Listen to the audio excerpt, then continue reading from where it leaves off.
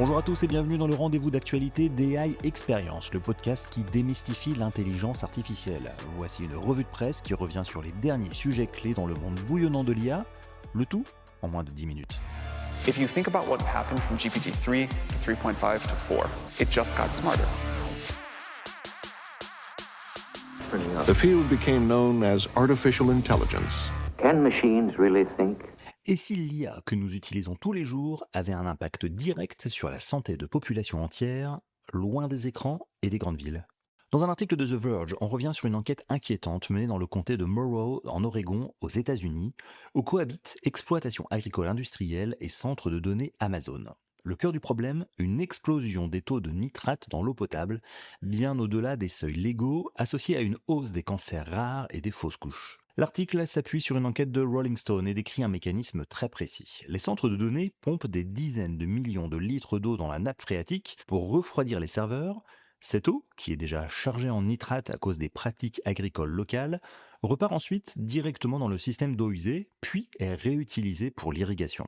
Le problème, c'est que lors du refroidissement, une partie de l'eau s'évapore, mais pas les nitrates, ce qui augmente encore plus leur concentration avant qu'elles ne retournent dans le sol et dans la nappe phréatique. Certaines sources d'eau potable atteignent jusqu'à 73 ppm de nitrate, soit 10 fois la limite fixée par l'État de l'Oregon. Alors Amazon conteste toute responsabilité directe et affirme que son usage de l'eau représente une part minime du système global, tout en rappelant que la pollution de la nappe est antérieure à l'arrivée de ces infrastructures. Mais pour les associations locales, l'implantation massive des data centers a clairement accéléré un phénomène déjà dangereux. Ce qui rend cette information particulièrement marquante, c'est qu'elle révèle des angles morts de l'IA. Derrière le cloud, les modèles et les usages numériques, il y a des infrastructures physiques, des choix d'implantation et des conséquences environnementales et sanitaires très concrètes. Est-ce qu'on peut continuer à parler d'IA immatérielle quand ces impacts se mesurent en eau contaminée, en maladies, et touchent en priorité des populations pauvres et peu visibles?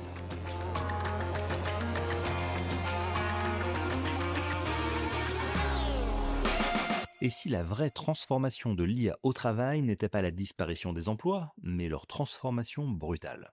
Dans un article de The Times, le journal revient sur un rapport du McKinsey Global Institute qui fait beaucoup réagir. Avec les technologies déjà disponibles aujourd'hui, près de 40% des emplois américains pourraient être remplacés par l'IA et 57% des heures de travail pourraient être automatisées si les entreprises repensaient entièrement leur organisation. Le point clé du rapport n'est pas tant la technologie que le type de travail concerné. Les emplois les plus exposés sont ceux fondés sur la rédaction, le traitement d'informations et le raisonnement routinier. Par exemple, c'est le rôle des assistants administratifs, des juristes juniors ou encore des programmeurs. Même constat pour les métiers physiques, dangereux ou répétitifs dans les entrepôts ou sur les chaînes industrielles par exemple, où les robots sont déjà prêts à prendre le relais. A l'inverse, McKinsey souligne qu'environ un tiers des emplois sont difficilement automatisables. Ce sont les métiers du soin, comme les infirmiers et les aidants, qui reposent encore massivement sur la présence humaine, l'empathie et la dextérité. Même logique pour la maintenance, la réparation, où l'imprévu et le jugement en situation restent des barrières majeures à l'automatisation. Là où l'article est particulièrement intéressant, c'est qu'il démonte l'idée d'un futur sans humain. Le rapport parle explicitement de partenariat entre humains et machines. Dans de nombreux métiers, notamment dans l'enseignement, l'IA serait utilisée de façon hybride. Automatiser l'administratif, générer des contenus, assister l'analyse, pendant que les humains gardent l'interprétation, la décision et la responsabilité. McKinsey estime que ce changement de logique, repenser les flux de travail plutôt que d'ajouter des outils, pourrait générer jusqu'à 2900 milliards de dollars de valeur économique par an d'ici 2030. Mais le principal frein reste politique et organisationnel. Investissement, formation et choix stratégiques. L'article cite des exemples concrets. Klarna affirme par exemple pouvoir croître sans augmenter ses effectifs grâce à l'IA. Cry for Chance et BT réduisent certains postes support. En parallèle, un rapport de Stanford montre que les jeunes travailleurs, entre 22 et 25 ans, sont déjà les plus touchés dans les métiers exposés à l'IA. Le message de fond est simple, l'IA ne supprime pas le travail humain, mais elle déplace violemment la frontière entre ce qui peut être automatisé et ce qui doit rester humain, et cette transition, elle a déjà commencé.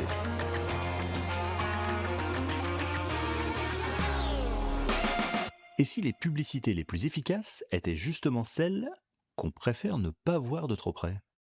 Dans une publication sur LinkedIn, le journaliste de The Atlantic, Nicholas Thompson, relaie une étude menée par la New York University qui met le doigt sur un paradoxe très actuel de l'IA générative dans la publicité. Les annonces générées par l'IA performent mieux que celles conçues par des humains tant que la personne ne sait pas qu'une IA est derrière. Les chercheurs montrent que dans la majorité des cas testés, les publicités générées par IA obtiennent de meilleurs résultats en termes d'attention, de mémorisation ou d'intention d'achat. L'IA optimise les messages, elle ajuste les formulations, elle teste rapidement ce qui fonctionne, mais sur le plan strictement marketing, elle fait le travail parfois mieux que les créatifs humains. En revanche, dès que l'usage de l'IA est explicitement mentionné, le comportement change. Les consommateurs se détournent de la publicité, lui font moins confiance et l'évaluent plus négativement. Autrement dit, l'IA est efficace, mais elle inspire de la méfiance. Le gain de performance disparaît au moment même où la transparence entre en jeu. Cette étude ne parle pas seulement de performance publicitaire, mais de confiance. Elle pose une question éthique très concrète pour les marques et les agences. Faut-il révéler l'usage de l'IA au risque de dégrader des résultats ou au contraire le dissimuler pour maximiser l'efficacité? En filigrane, le papier rappelle que le problème n'est pas tant la qualité du contenu généré que la perception de l'outil. L'IA peut optimiser, tester, améliorer, mais elle reste associée pour une partie du public à quelque chose de froid, de manipulateur ou d'inauthentique. Une tension qui pourrait devenir centrale à mesure que l'IA s'installe durablement dans les industries créatives.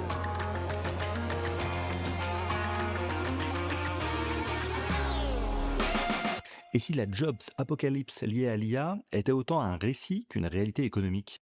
Dans un article du Monde, le quotidien analyse la montée des inquiétudes autour de l'impact de l'IA sur les chiffres, alimenté par une succession de plans sociaux et d'études aux chiffres spectaculaires. En quelques jours, des entreprises comme HP, Allianz Partners ou IBM AMRO ont justifié des milliers de suppressions de postes en invoquant l'adoption de l'IA, alors que Amazon annonçait des coupes massives parmi ses cadres.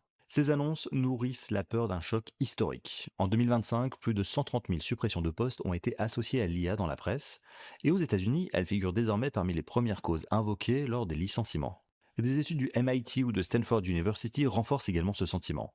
Avec cette baisse de l'emploi dont on vient de parler chez les 22-25 ans, des emplois automatisables et des gains de productivité annoncés. Mais le monde insiste sur la nécessité de nuances. Des chercheurs et économistes rappellent que l'IA sert aussi d'argument commode pour accompagner des restructurations liées à des résultats financiers décevants. D'autres données contredisent l'idée d'une vague imminente. Selon Indeed, seul 1% des tâches seraient totalement remplaçables par l'IA et moins de 3% des offres d'emploi mentionnent l'IA générative. Le débat se déplace alors vers la transformation du travail. Salesforce revendique des gains de productivité avec moins de recrutement, tandis qu'OpenAI et Anthropic évoquent un futur où l'IA fait gagner du temps sans éliminer l'humain. Même les banques comme JP Morgan parlent davantage de ralentissement des embauches que de disparition massive des emplois. La réalité est que l'impact de l'IA sur l'emploi reste profondément incertain. Entre scénario catastrophe et promesses de croissance, l'enjeu immédiat n'est pas forcément de prédire l'avenir, mais de préparer la transition. Formation, réorganisation des entreprises, choix sociaux et politiques assumés. Plus que l'IA elle-même, c'est la manière dont nous l'intégrons qui déterminera s'il y aura apocalypse ou adaptation sur le marché du travail.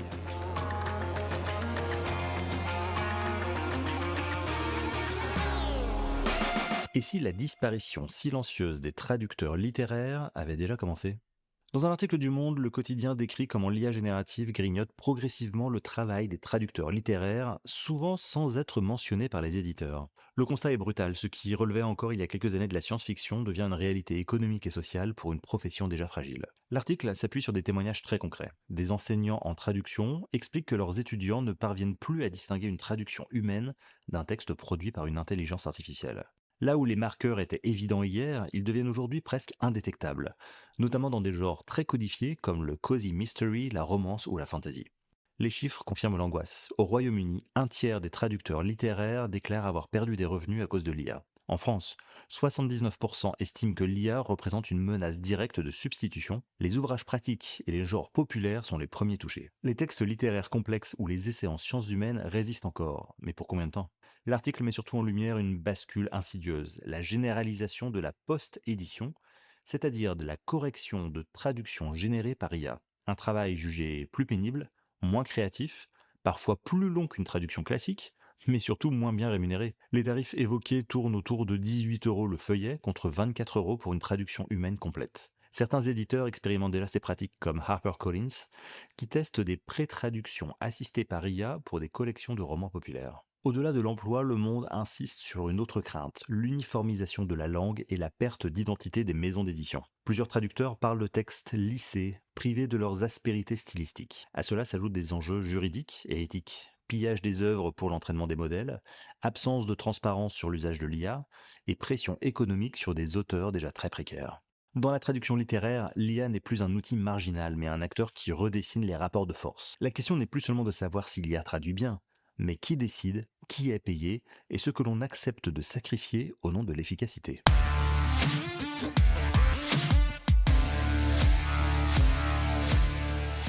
Ainsi s'achève notre tour d'horizon de l'actualité IA. Ne manquez pas le prochain épisode chaque dimanche en français sur cette chaîne ou alors en anglais sur la chaîne AI Experience in English pour des interviews d'experts au cœur de la révolution IA. Évidemment, je compte sur vous pour 5 étoiles si l'épisode vous a plu. À très vite.